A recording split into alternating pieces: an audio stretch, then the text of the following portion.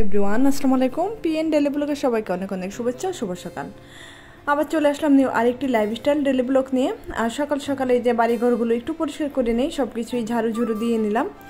আর আজকে তোমাদের সঙ্গে আমি শেয়ার করব রাইস কুকারে কীভাবে মার গেলে তারপরে ভাত রান্না করা যায়, ঝরঝরা সুন্দর ভাত, সেটাই শেয়ার করব। আশা করি ভিডিওটা ভালো লাগবে। ভালো লাগলে প্লিজ একটা লাইক দিয়ে ভিডিওটা দেখা শুরু করবে। এবং যারা আমার চ্যানেলে নতুন আসতেছো, যদি ভিডিওটা ভালো লেগে যায় তাহলে একটা চ্যানেলটাকে সাবস্ক্রাইব করে তোমরা আমার পাশে থেকে যেতে পারো প্রতিদিন সুন্দর সুন্দর লাইফস্টাইল ডেলি ব্লগ দেখার জন্য। তারপর তো এই যে উঠান বাড়িঘর ঝাড়ু দিয়ে পরিষ্কার করে চলে আসলাম রান্নাঘরে। এই যে ভাতের চালটা আমি 1-1.5 ঘন্টা বা আধা ঘন্টা ভিজিয়ে রেখেছি, তারপর ধুয়ে নিলাম। আর রাইস কুকারে পরিমাণ মতো পানি দিয়ে দিলাম। এই যে দেখো চায়ের কর আমি মেপে দিলাম আমার হাতের এই পর্যন্ত পানি দিলে কিন্তু এনাফ। তোমরা ভাতে ঠিকা গেলে ভাতটা খেতে পারবা রাইস কুকারে। যারা বসা ভাত পছন্দ করো না তারা এইভাবে খেতে পারো, আর যারা বসা ভাত পছন্দ করো তারা তো জানোই কীভাবে রান্না করতে হয়, তারপর আমি বলে দিব। এখন আমি ভাতটা বসিয়ে দিলাম চুলায়। আর এদিকে প্রেশার কুকারে একটু ডাল রান্না করি টমেটো দিয়ে। এই যে সব কিছু, ডালটাও কিন্তু আমি ভিজাই রাখছিলাম তাহলে তাড়াতাড়ি হয়ে যায়। আর ভাতের চালটা ভিজাই রাখলে কিন্তু ভাতটা খুব সুন্দর ঝরঝরা হয় আর একটু লম্বা লম্বা হয়, খুব সুন্দর হয়। আর এদিকে দেখো ভাতের বলকটা অনেকটাই চলে আসছে।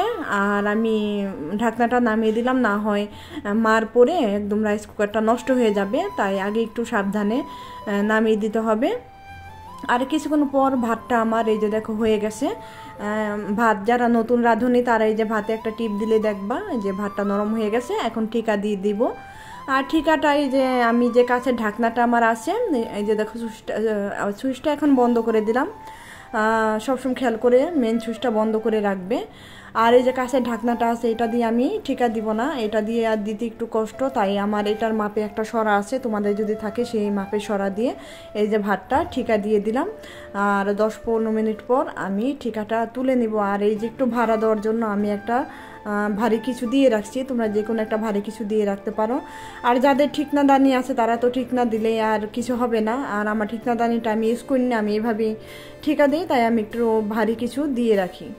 আর এই যে দেখো 10 মিনিট পর ভাতের টিকাটা তুলে নিলাম। আর এই যে ভাতটা মাশাআল্লাহ কতটা সুন্দর হয়েছে, একদম পারফেক্ট। আমরা যেভাবে ভাত রান্না করে খাই নর্মাল হাঁড়িতে, একদম কিন্তু সেই ভাতেই হবে।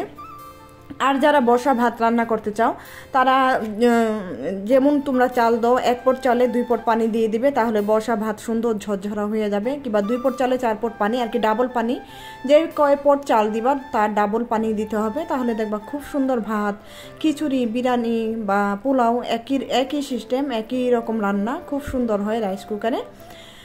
আর ভাতের পর্ব তো শেষ করে দিলাম। আর এখন এই যে আমি ডাল রান্না করতেছি, আজকে বেশি কিছু রান্না বাড়া নাই। আর টমেটো দিয়ে ডালটা রান্না করে ডালটা একটু ডাল ঘুটনি দিয়ে ঘুটা দিয়ে নিলাম। আর এখন দেখো এই যে ডালটা বাগার দেওয়ার জন্য আমি একটু পেঁয়াজ রসুন দিয়ে দিলাম, আর দিয়ে দিব কাঁচামরিচ। আর ডালটা সুন্দরভাবে বাগার দিয়ে তারপরে চলে আসবো ভাজি করতে। আর গতকালকের আমার গরুর মাংস যে রান্না করছিলাম সে কিছু গরুর মাংস আছে, সেটা গরম করে নিব। আর এই যে কাঁচামরিচ দিয়ে দিলাম, আর লেবুর ডাল রান্না করে নিলাম। আর এই গরমের দিনে অনেক সময় দেখা যায় ঘরে আম বা টক জাতীয় কিছু না থাকলে সবার ঘরে কিন্তু কম বেশি লেবু থাকে, তখন তোমরা যদি এই লেবু ডাল এইভাবে রান্না করো, ডালটা সহজে নষ্ট হয় না আর খেতেও ভীষণ ভালো লাগে।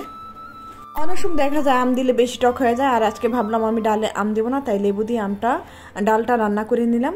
আর এখানে আমি উস্তা ভাজি করে নিব, একটা শুকনো মরিচ আর একটু কাঁচামরিচ পেঁয়াজ ভেজে নিলাম।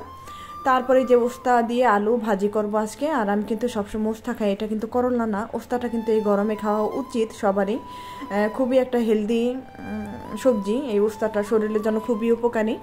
আর যাদের ডায়াবেটিস আছে তাদের তো আরও অনেক অনেক উপকার উস্তা খেলে।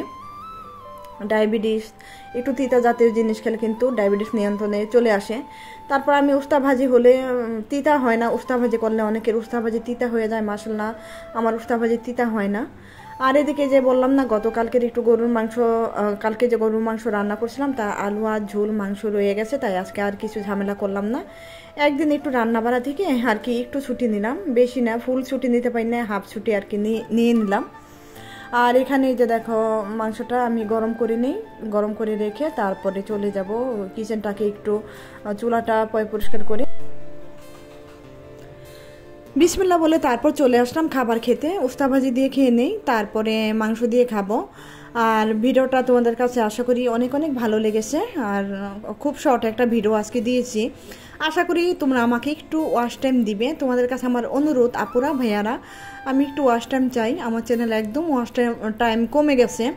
আমি কিন্তু যাদের ভিডিওগুলো দেখি ওয়াচ টাইম করার চেষ্টা করি বেশিরভাগই। আর ইনশাল্লাহ বলে ভিডিও দেখে কিন্তু কখনো মিথ্যা বলা যায় না। আমি কিন্তু ইনশাল্লাহ বলে এই জন্য ভিডিওগুলো দেখি, তোমরা আমাকে বিশ্বাস করো। আর বিশ্বাস হলো বড় কথা, আর বিশ্বাস ছাড়া কিন্তু ইউটিউব জগতে চলা যায় না। আর এই যে দেখো মাশাআল্লাহ আজকে লেবু ডালটা অনেক টেস্ট হয়েছিল। আর লেবু ডালটা নিয়ে নিলাম, লেবু ডালটা নিয়ে তারপর ভাত খেতে বসে গেলাম। ভাত তো খেয়ে নিলাম, আর লেবু ডাল দিয়ে শেষের দিকে একটু খেয়ে নিলাম। আর এত গরম পড়ছে কি আর বলবো। বিকাল দিকে আমাদের এখানে দুপুর দিকে আর কি একটু মেঘলা হয়ে আছে, মেঘলা মেঘলা হয়, বৃষ্টিও হচ্ছে না আর গরমও কমতেছে না। আল্লাহর কাছে দোয়া করতেছে আল্লাহ ঠান্ডা করে দাও দুনিয়াটা। আর এত গরম পড়ে গেছে, এই গরমে কিন্তু আবারও সবাই অসুস্থ হয়ে যাচ্ছে, সবার মুখে রুচি কমে যাচ্ছে। আর এদিকে দেখো এই যে চলে আসলাম, এই যে হালকা একটু একটু বৃষ্টি হয়েছে, ছিটা ফিটা একটু, বেশি হয় নাই, অল্প একটু বৃষ্টি হয়েছে। সেই বৃষ্টির মধ্যেও কবুতরগুলো আবার একটু গোসল করলো, একটু নেমে আবার বন্ধ হয়ে গেছে। আর আকাশটা একটু মেঘলা হয়ে আছে। আর মাশাআল্লাহ আমাদের এই ফুলগুলো এখনও ফুটতেছে। আর এই ফুলগুলো সুন্দর ফুটতেছে, মেয়ে ফুল, গোলাপ ফুল, আবার বল লিলি বলে কেউ, সেটাই তোমাদের সঙ্গে প্রতিদিন একটু করে শেয়ার করি। আর ফুলগুলো দেখতে কিন্তু সবাই অনেক অনেক অনেক পছন্দ করছে, সুন্দর সুন্দর কমেন্ট করছে, তার জন্য অসংখ্য অসংখ্য ধন্যবাদ ও আমার তরফ থেকে দোয়া ও ভালোবাসা রইল। তাই আজকের মতো এখানেই শেষ করবো ভিডিওটা। সবাই ভালো থাকবা, সুস্থ থাকবা, আল্লাহ হাফেজ, আসসালামু আলাইকুম।